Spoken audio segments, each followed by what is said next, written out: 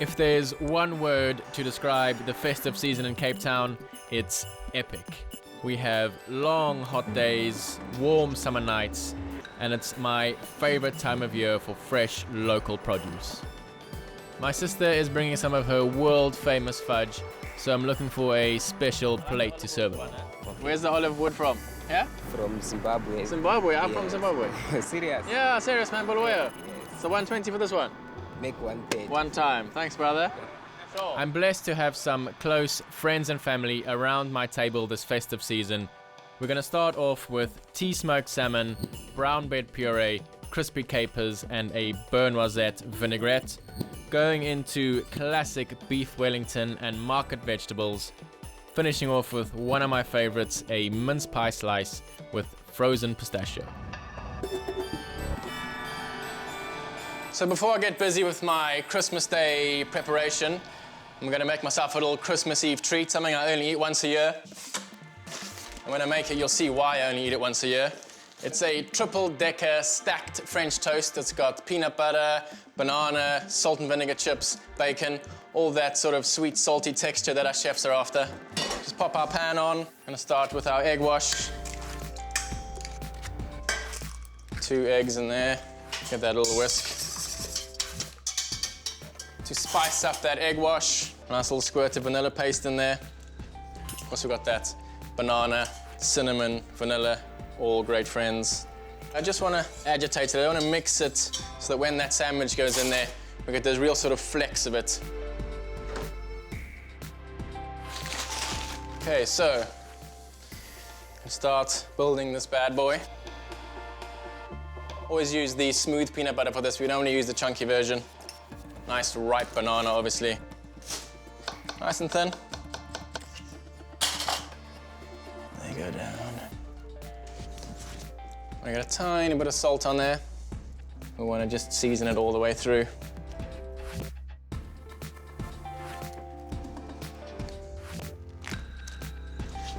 And then our final layer on top. Give it a nice push at this stage. Squish that in nicely. You can see those flecks of the cinnamon and the vanilla through there now. Tiny bit of olive oil into the pan. Get that butter in there, nice sizzle. Just pop that baby down. On a nice medium heat. So all I've got here is some streaky bacon that I've grilled on a rack. We're gonna give it a nice sweet maple glaze. Keeping half an eye on your sandwich there. We don't want to burn that. It's exactly what we want. Let's give this bacon a nice extra dimension. Chef's ultimate power tool.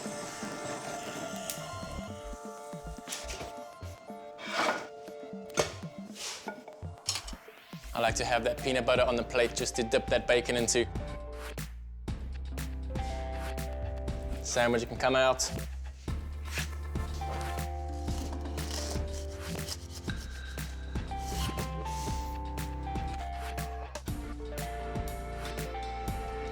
Just pile them high, don't be shy. Remember, it's Christmas. It's all about giving. And that is the ultimate French toast. Better than any Christmas present you'll get this year.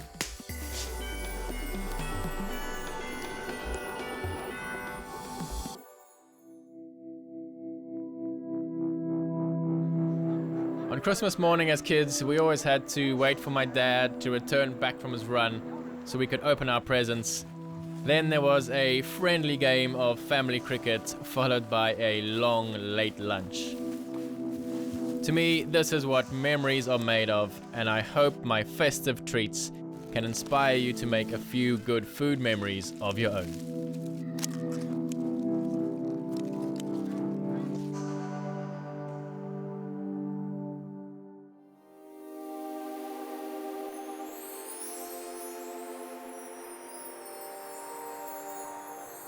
Next up on my list is probably my arch nemesis. I often get asked which dish I don't like cooking all the time. Beef Wellington's probably #1 on that list. That's why I only ever make it once a year. I've got my pot warming up here. I've got my beautiful beef jus here, just reducing. I buy this beef stock. There's no use going to make it yourself. I mean, there's nothing wrong with a little cheat every now and then, especially with, you know, Christmas. It's all about stress-free dining is the most important thing. Nice, organic, local South African beef fillets. You need to get a nice sear on it.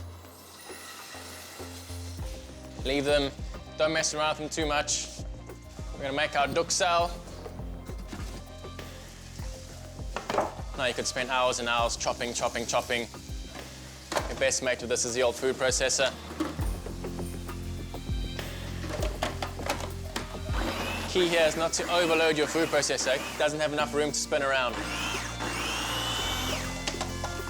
You don't want to blend these too fine. You want a nice little bit of chunk in there still.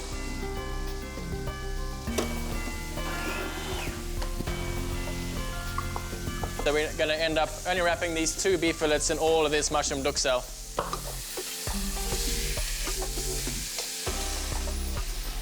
Just some nice chestnuts.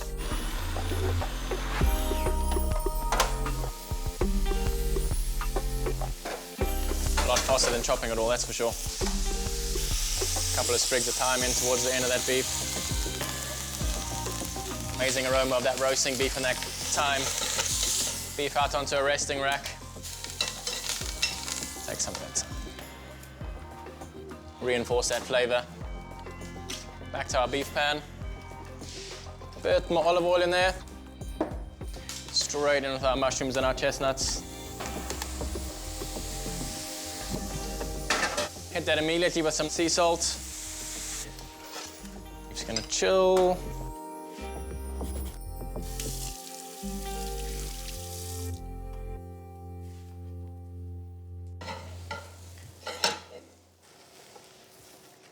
Pop that duksel down. Great earthy aroma off those mushrooms. Nice saute flavor as well. Thyme. Beef's there. Duksel's there. Almost ready to wrap it up. Next up on my Christmas list, I'm gonna start my dessert. A nice fruit mince pie, sort of tray bake. Gonna slice it up into slices. For some reason, I only ever crave fruit mince around Christmas time. Don't bother making this yourself, just buy it. Now, we're not just gonna use fruit mince here, we're gonna pimp it up. Some toasted almonds, a little bit of grated apples, gonna give it some more moisture. I'm just gonna stick with those good old citrus flavors, lemon and orange. Remember, if this all goes too quick for you, NeillAnthony.com for all the recipes. Using a Granny Smith apple here. Nice and fresh, nice and tart. Skin, everything. Just give it all a nice mix through. Just gonna let this sit and marry up while I make the pastry for the mince pie slice. And this is my mom's faithful recipe. It's just softened butter, a little bit of caster sugar. It's one of those recipes that she sends me and it's like, okay, you need butter and caster sugar and flour and baking powder. Put all of it in and then just test it and see what it's like. So you really just gotta play with it, all the measurements. Comes beautifully handwritten though. Vegetable oil. I wouldn't use a flavored oil for this. I'd keep it nice and neutral. A little bit of baking powder. That's where the recipe gets a little bit vague. 1 egg. We don't want to overwork the gluten in the flour. We want to keep the pastry as short as possible. Final egg in there.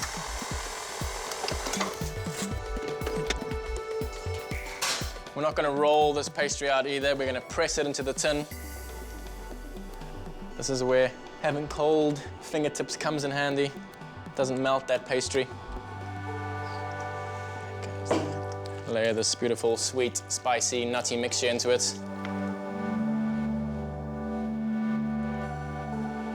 Fill it up right to the top. Nice and full. Take some of your other pastry. Because this pastry doesn't have that much sugar in it, I'm gonna add another layer of sweetness, sprinkle some caster sugar over the top. As that bakes, it's gonna bubble up, it's gonna form almost that sort of brulee effect. There we go. Ready to bake. About 180, 190.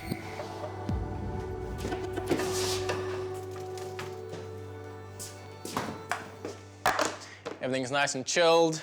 Time's done its job now. Paper towel's done its job. Bit of Dijon mustard. Beef and mustard, of course, great mates, and this helps stick that duxelle to the beef fillet.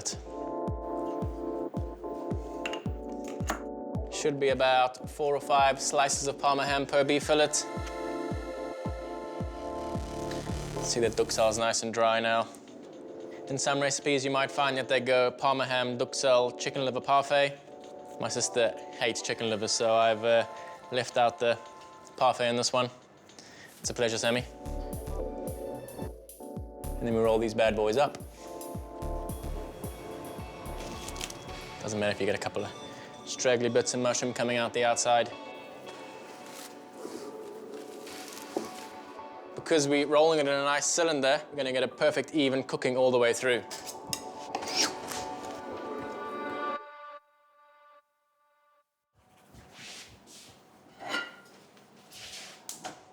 Tarts in the oven, that's good. Beef's in the fridge. We're going to jump all the way back now and start with the prep for the starter, the salmon. I'm going to do a rendition of the classic, what's always served at Christmas, salmon, brown bread. Going to mix it up a bit. We're going to do a brown bread puree. We're going to serve with some crispy capers, a little bit of brown butter. It's a winner.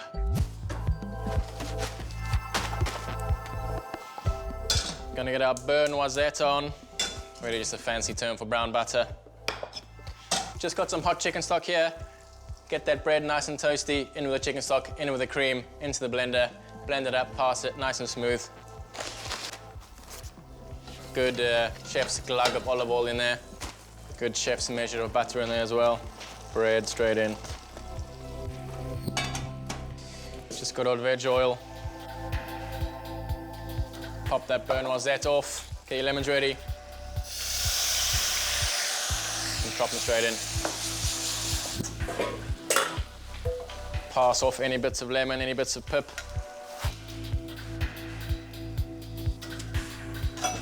That's that done. Just good old capers, washed, dried.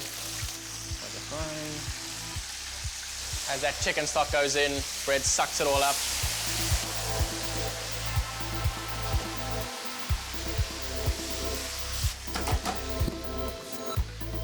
It's a little bit of double cream into your bread puree.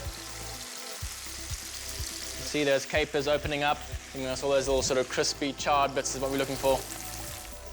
Let's have a little check on our tart. It's looking good, smelling good.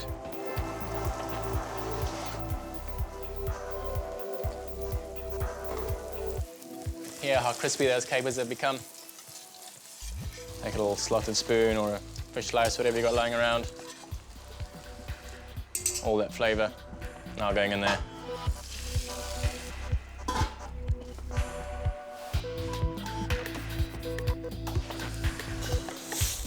See this now totally broken down, almost nothing left of it.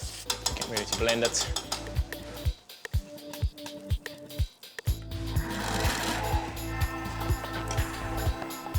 Take little cubes of hard butter, pop it in, so that as it blends, it becomes a lot smoother and a lot more luxurious.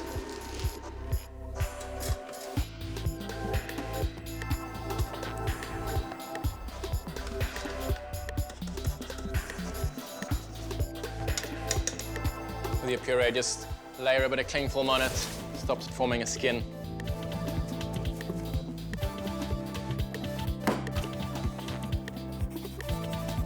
That's Christmas Eve prep done. All I've got to do now is focus on tomorrow.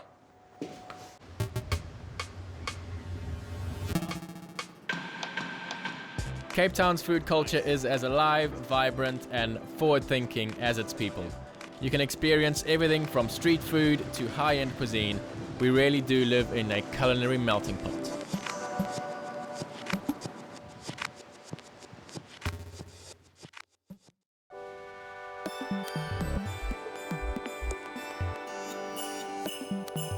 Ready to wrap that beef Wellington. Just taking that beef out the cling film. As you can see, it's still nice and firm, totally encased in that Parma ham. Of course, shop-bought puff pastry. Definitely don't have the time to make your own. Just a little bit of egg wash.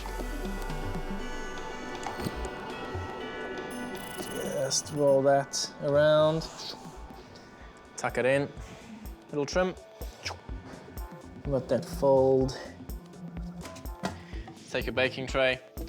Tiny bit of butter on it.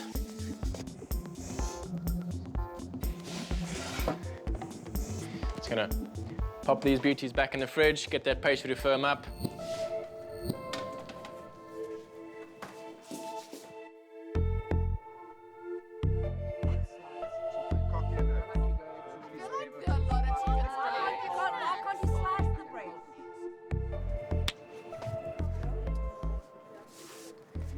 So if you're watching this in the Northern Hemisphere, you can see we have a very tough time for our festive season down here in the south.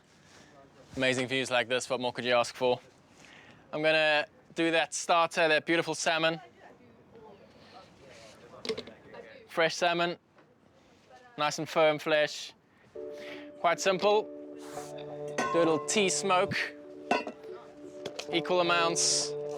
Rice, can be a basmati, can be a risotto, any rice you got lying around really. Brown sugar and a lapsang susong tea. Any loose tea will work.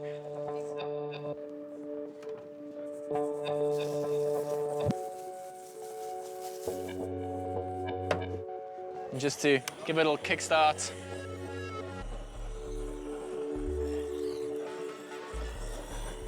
That sugar starts caramelizing, get that real flavor, that tea coming through as well. And that just goes bang down on there. That's gonna smoke for about 6 or 7 minutes. If we do need to cook it a bit further, we'll just flash it through the oven. I'm just gonna go check on my beef.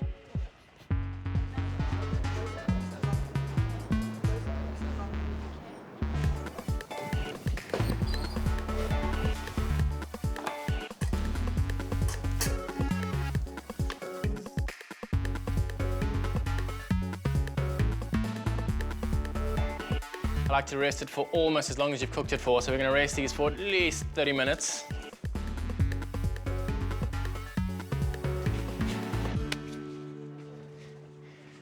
Salmon smells ready, the ultimate reveal.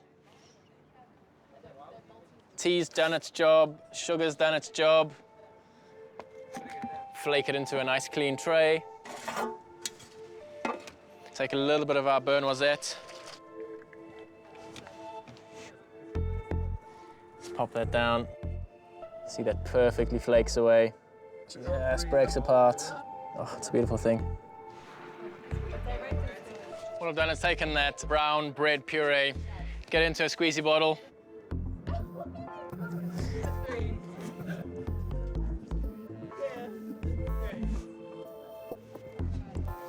Hi, love. Yeah, for you. Thank you. Open up. Perfect. Yeah. Drop a couple on there. My sister is a major influence in my life, not just personally, but also as a chef. Gravy. Hold on. Everyone's glass is full there, everyone ready, everyone hungry there. My brother Graham has always been a fitness enthusiast, but at this time of year, I always like to treat him with a few of his favorite indulgences. So this is the tea smoked salmon. So it's that whole play on, the whole classic Christmas thing is salmon and brown bread to start with. Some crispy capers and just a brown butter dressing. Boom! Get in.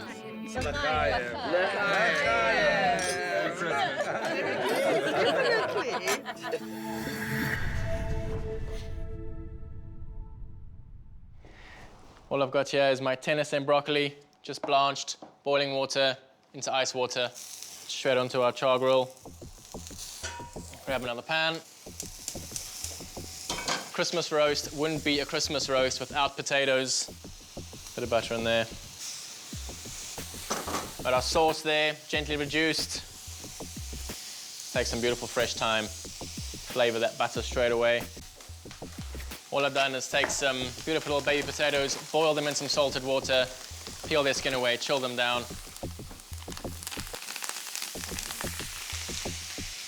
Of course, don't be shy in the potatoes either. Now, I just slide that broccoli off, let the residual heat from that char grill keep it nice and hot. Get another nice big pan on. Good glug of olive oil in there. Got Swiss chard stalks, nice and finely sliced. We're gonna go straight in with these Swiss chard leaves. You can start breaking in those beetroot leaves as well. Catch them at that sort of caramelized stage just before they get burnt. Just gonna drain our veg off any excess liquid.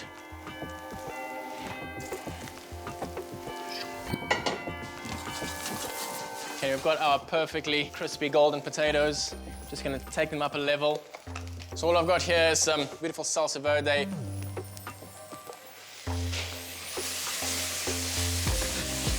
Easiest thing in the world. Serve it straight in the pan. Our Swiss chard, stems, leaves and all.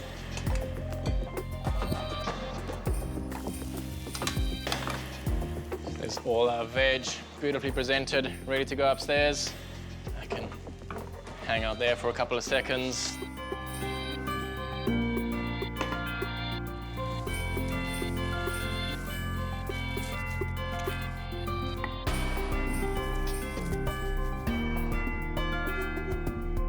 Take our little pickled beetroot salad, all fresh, raw element to the dish.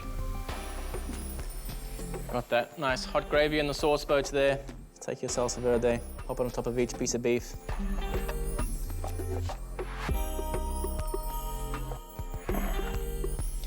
The classic beef Wellington, festive dining at its finest.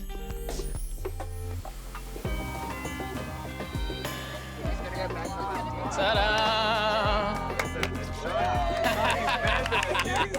Definitely.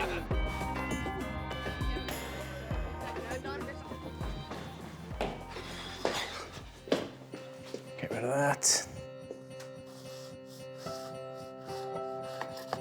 Best part always the trimmings.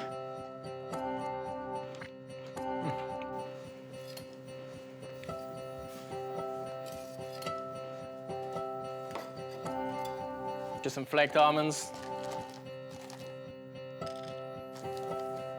Pistachio ice cream. Got some of my sister's world-famous fudge to serve after the dessert. Never be afraid to ask your guests to bring a little treat with as well. Takes a bit of that stress out of your day. Ah, here's dessert. Okay, guys. So this is a mince pie slice. Who doesn't like mince pies? No, I love it. I only ever crave fruit mince in like December. I never have it anywhere else in the year. Neill, you have converted me. Converted her into mince pie lover. I'm a mince pie hater to a mince pie lover. Christmas and the festive season is all about family and friends coming together from all walks of life. Life tends to pull us apart sometimes, but food brings us back together.